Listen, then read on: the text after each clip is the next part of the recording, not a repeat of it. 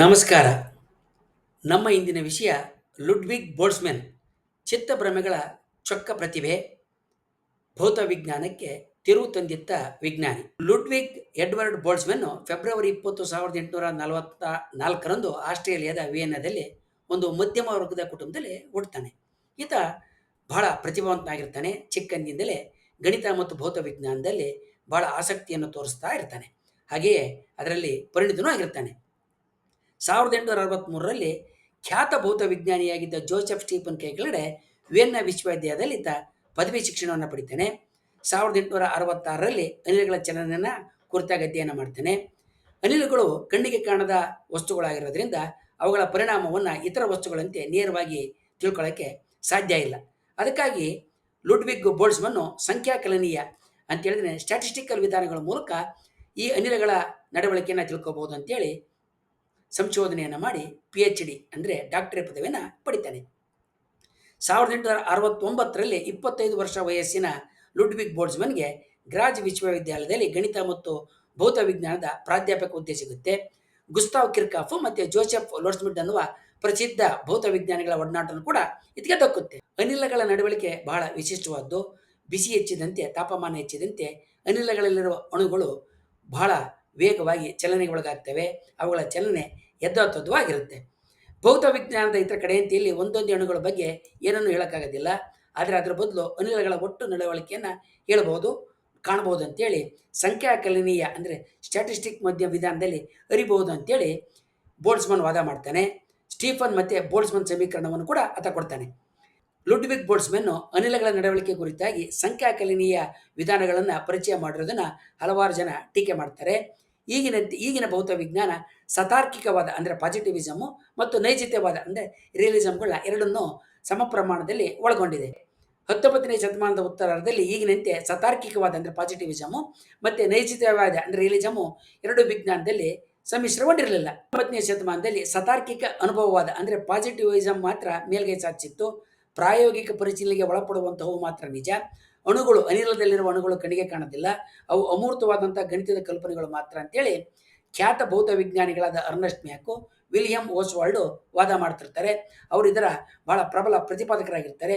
ಇವರು Ludwig Boltzmann ಮೇಲೆ ಬಹಳ ಸತತವಾದಂಥ ತಾತ್ವಿಕವಾದಂಥ ದಾಳಿಯನ್ನು ಮಾಡ್ತಾರೆ. ಕಪ್ಪು ಕಾಯ ಅಂದರೆ ಯಾವುದೇ ವಸ್ತುವನ್ನು ಕಾಯಿಸ್ತಾ ಹೋದರೆ ಅದು ಎಲ್ಲ ಬಗೆಯ ತರಂಗಾಂತರದ ವಿಕಿರಣಗಳನ್ನು ಹೊರಹೊಮ್ಮಿಸ್ತಾ ಹೋಗುತ್ತೆ.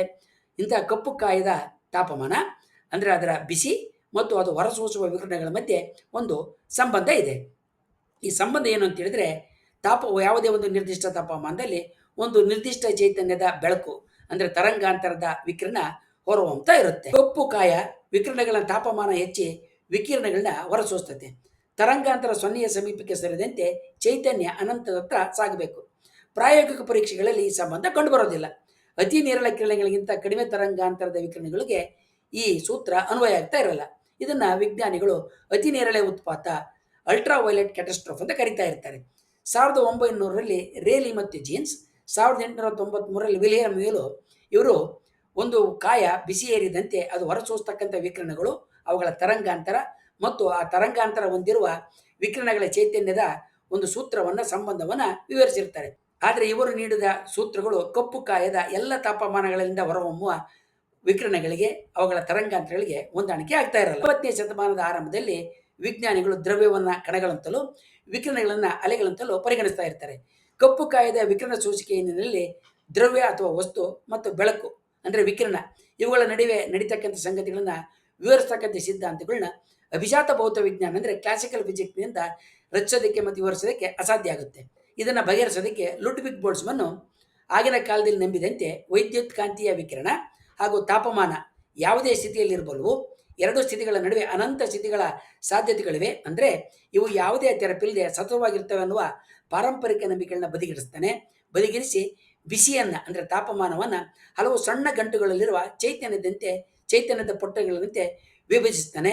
ಅವುಗಳನ್ನು ಸಂಭವನೀಯತೆ ಮತ್ತು ಸಂಖ್ಯಾಕಲನೀಯತೆ ಅಂದರೆ ಪ್ರಾಬಬಿಲಿಟಿ ಮತ್ತು ಸ್ಟ್ಯಾಟಿಸ್ಟಿಕ್ಸ್ ಸಮೀಕರಣಗಳ ಮೂಲಕ ಪರಿಗಣಿಸಿ ಹಾಗೆ ದಕ್ಕಿದ ಫಲಿತಾಂಶಗಳನ್ನ ಒಗ್ಗೂಡಿಸಿ ಒಟ್ಟಾರೆ ಅನಿಲದ ವ್ಯವಸ್ಥೆಯನ್ನು ಅಂದರೆ ವಿಕಿರಣ ಮತ್ತು ತರಂಗಾಂತರಗಳ ವ್ಯವಸ್ಥೆಯನ್ನು ಅರಿಯುವ ದಾರಿಯನ್ನು ತೋರಿಸ್ತಾನೆ. ಇದರಲ್ಲಿ ಎಂಟ್ರೋಪಿ ಅನ್ನುವ ಪರಿಕಲ್ಪನೆಯನ್ನು ಕೂಡ ಆತ ಸ್ಪಷ್ಟವಾಗಿ ವಿವರಿಸ್ತಾನೆ. ಎಂಟ್ರಪಿ ಪರಿಕಲ್ಪನೆಯ ಮೂಲಕ ಕಾಲ ಮುಂದಕ್ಕೆ ಹರಿಯುವುದೇ ಹೊರತು ಅದಕ್ಕೆ ಹಿಂದಕ್ಕೆ ಹರಿಯೋದಿಲ್ಲ, ಅದು ವರ್ತುಲ ರೂಪಿಯಲ್ಲ ಅಂತ ಕೂಡ ಆತ ತೋರಿಸ್ಕೊಡ್ತಾನೆ. ಈ ವಿಶ್ವದಲ್ಲಿ ನಿರಂತರವಾದಂಥ ಚೈತನ್ಯದ ಅಸ್ತಿತ್ವ ಉಂಟಾಗ್ತಾ ಇರುತ್ತೆ. ಪ್ರತಿ ಹಂತದಲ್ಲೂ ಬಳಸಲ್ಪಡಬಹುದಾದಂಥ ಚೈತನ್ಯ ನಷ್ಟ ಹೊಂದುತ್ತಾ ಇರುತ್ತೆ ಅಂತ ಈತ ವಾದವನ್ನು ಕೂಡ ಮಂಡಿಸ್ತಾನೆ. ಬೋಲ್ಟ್ಸ್ಮನ್ ವಿಧಾನದಲ್ಲಿ ಕಾಲ ಮತ್ತು ದೇಶಗಳಲ್ಲಿ ಸತತವಾಗಿರುವ ಒಂದು ವಿದ್ಯಮಾನ ಹಲವು ಹಂತಗಳಲ್ಲಿರುತ್ತೆ. ಅದು ಸತತವಾಗಿ ನಿರಂತರವಾದಂಥದ್ದಲ್ಲ.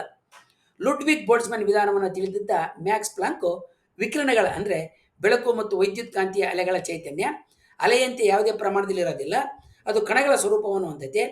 ಪ್ರತಿ ಕಣವು ಒಂದು ನಿರ್ದಿಷ್ಟ ಪ್ರಮಾಣದ ಚೈತನ್ಯವನ್ನು ಮಾತ್ರ ಹೊಂದಿರ್ತದೆ.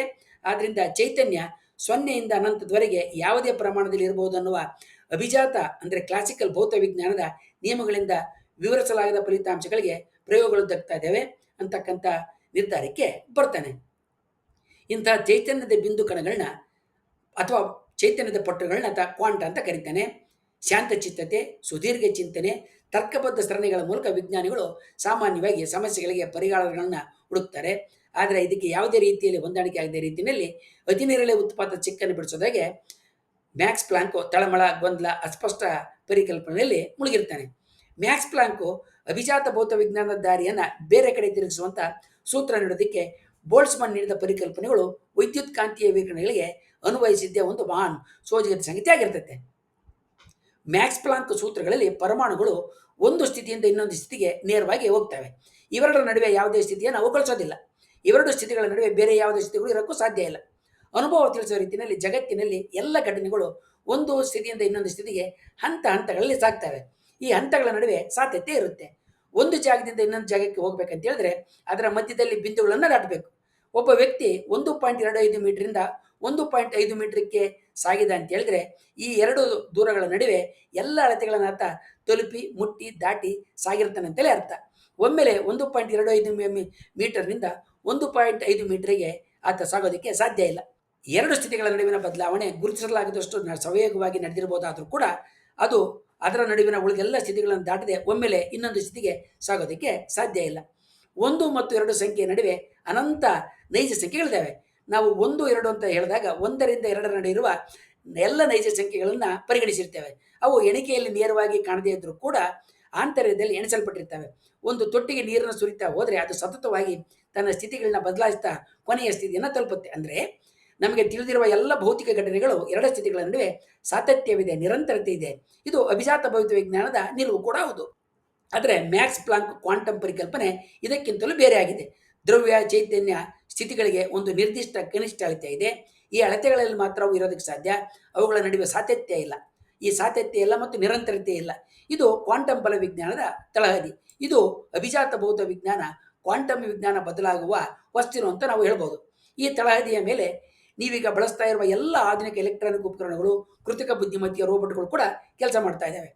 ಮನುಷ್ಯನ ಅರಿವನ್ನು ವಿಸ್ತರಿಸಿದ ತಂತ್ರಜ್ಞಾನದ ಮೂಲಕ ಕ್ರಾಂತಿ ಎಸಗುತ್ತಿರುವ ನಿಸರ್ಗದ ಮೂಲ ತತ್ವವನ್ನು ಮೊದಲಿಗೆ ತಿಳಿಸಿದಂಥ ಲುಡ್ವಿಗ್ ಬೋಲ್ಟ್ಸ್ಮನ್ನ ಜೀವನ ಬಹಳ ದಾರುಣವಾಗಿತ್ತು. ಆತನ ಸಾವು ಕೂಡ ದುರಂತಮಯವೇ ಆಗಿತ್ತು. ಲುಡ್ವಿಗ್ ಬೋಲ್ಟ್ಸ್ಮನ್ ಮಾನಸಿಕ ಏರುಪೇರಿನ ವ್ಯಕ್ತಿಯಾಗಿದ್ದ. ಉನ್ಮಾದ, ತೀವ್ರ ಚಟುವಟಿಕೆ, ಹಲವು ದಿನಗಳವರೆಗೆ ಮಲಗದೆ ಕೆಲಸ ಮಾಡ್ತಕ್ಕಂಥದ್ದು, ಸಂಶೋಧನೆ ಮಾಡೋದು ಆತನ ಚಾಳಿಯಾಗಿದ್ದರೆ ಅದರ ಹಿಂದೆಯೇ ಹಿಂಬಾಲಿಸಿ ಬರ್ತಾ ಇದ್ದಂಥ ಖಿನ್ನತೆಯಿಂದ ಆತ ಹಲವಾರು ದಿವಸ ಹಾಸಿಗೆಯಿಂದ ಏಳದೇ ಇರಷ್ಟು ನಿರುತ್ಸನ್ನಾಗಿ ಕಾಣಿಸ್ಕೊಳ್ತಾ ಇದ್ದ. ಆತ ವೈಜ್ಞಾನಿಕ ಸಮುದಾಯದಲ್ಲಿ ಒಂಟಿತನವನ್ನು ಎದುರಿಸಿದ. ಹೊರ ಜಗತ್ತಿಗೆ ಆತನ ಮಾನಸಿಕ ಸ್ಥಿತಿಯ ಅರಿವು ಇರಲಿಲ್ಲ. ಆತ ಅವಹೇಳನ, ಧಿಕ್ಕಾರ ಮತ್ತು ಖಿನ್ನತೆಗಳಿಂದ ಇಳಿದು ಹೋಗಿದ್ದ. ತಾಯಿಯ ಮರಣದ ನಂತರ ಮೊದಲ ಸಲ ಖಿನ್ನತೆಗೆ ಒಳಗಾಗಿದ್ದ. ತನ್ನ ಮಾರ್ಗದರ್ಶಕ ಗೆಳೆಯನಾಗಿದ್ದಂಥ ಗುಸ್ತಾಫ್ ಕಿರ್ಕಾಫ್ ಸಾವು ಆತನನ್ನು ಇನ್ನೊಮ್ಮೆ ಖಿನ್ನತೆಗೆ ತಳ್ಳಿತ್ತು. ಹಾಗೆ ಒಂಟಿತನ ಕಾಡ್ತು. ಆತ ಹಲವು ದಿನಗಳ ಕಾಲ ಯಾರ ಜೊತೆಗೆ ಮಾತಾಡದೇ ಇರ್ತಾ ಇದ್ದ. ಯಾವ ಚಟುವಟಿಕೆಯನ್ನು ಆತ ಭಾಗವಹಿಸ್ತಾ ಇರಲಿಲ್ಲ. ಗ್ರಾಜ್ ವಿಶ್ವವಿದ್ಯಾಲಯದ ಅಧ್ಯಕ್ಷನಾಗಿ ಅಧಿಕಾರಶಾಹಿ ಮತ್ತು ಆಡಳಿತ ಒತ್ತಡದಿಂದ ಆತ ಮಾನಸಿಕವಾಗಿ ಆಯಾಸಗೊಂಡ. ಸ್ಕಿಜೋಫ್ರೀನಿಯಾದಿಂದ ಬೋಲ್ಟ್ಸ್ಮನ್ ನರಳ್ತಾ ಇದ್ದ. ಸ್ಕಿಜೋಫ್ರೀನಿಯಾ ಅಂತ ಹೇಳಿದ್ರೆ ಇರ್ಚಿತ್ತ, ಅಂದರೆ ಎರಡು ಚಿತ್ತಗಳ ನಡುವೆ, ಎರಡು ಸ್ಥಿತಿಗಳ ನಡುವೆ ಓಲಾಟ. ಈ ಎರಡು ಸ್ಥಿತಿಗಳಲ್ಲಿ ಒಂದು ಅತ್ಯಂತ ಚಟುವಟಿಕೆಯ ಸ್ಥಿತಿಯಾಗಿದ್ದರೆ ಇನ್ನೊಂದು ಖಿನ್ನವಾದ ಸ್ಥಿತಿಯಾಗಿರುತ್ತೆ. ಈ ಸ್ಥಿತಿಗಳ ನಡುವೆ ಹೋರಾಡ್ತಾ ಇದ್ದಂಥ ಲುಡ್ವಿಗ್ ಬೋಲ್ಟ್ಸ್ಮನ್ನು 1906 5 ಸೆಪ್ಟೆಂಬರ್ನಂದು ಇಟಲಿನಲ್ಲಿ ಹೆಂಡತಿ ಮತ್ತು ಮಗಳ ಜೊತೆ ಇರಬೇಕಾದ್ರೆ ಆತ್ಮಹತ್ಯೆಯನ್ನು ಮಾಡಿಕೊಂಡ. ಬೋಲ್ಟ್ಸ್ಮನ್ನು ತನ್ನ ಪರಿಕಲ್ಪನೆಗಳು ಅತಿ ಸೂಕ್ಷ್ಮ ಮಟ್ಟದಲ್ಲಿರುವ ಅಣುಗಳ ನಡವಳಿಕೆಯನ್ನು ಅರ್ಥ ಮಾಡ್ಕೊಳ್ಳೋದಕ್ಕೆ, ಆ ಮೂಲಕ ವೈಜ್ಞಾನಿಕ ತಾಂತ್ರಿಕ ಕ್ರಾಂತಿಗೆ ಆಧುನಿಕ ಜಗತ್ತಿಗೆ ಕಾರಣ ಆಗ್ತೇವೆ ಅಂತ ಖಚಿತವಾಗುವ ಮೊದಲೇ ಸಾವನ್ನು ಅಪ್ಪದ. ಇದು ಮಹಾನ್ ದುರಂತವಾಗಿ, ಇದು ಆ ವಿಜ್ಞಾನಿಯ ಮಹಾನ್ ದುರಂತ ಅಂತ ನಾವು ಹೇಳ್ಬೋದು. ಮುಂದಿನ ವಿಡಿಯೋದಲ್ಲಿ ನಾವು ಲುಡ್ವಿಗ್ ಬೋಲ್ಟ್ಜ್ಮನ್ ನೀಡಿದ ತತ್ವಗಳು ಮತ್ತು ಪರಿಕಲ್ಪನೆಗಳು ಹೇಗೆ ಇತರ ವಿಜ್ಞಾನದ ಶಾಖೆಗಳ ಮೇಲೆ ಪ್ರಭಾವವನ್ನು ಬೀರಿದು ಅಂತ ತಿಳ್ಕೊಳ್ಳೋಣ. ವಂದನೆಗಳೊಂದಿಗೆ.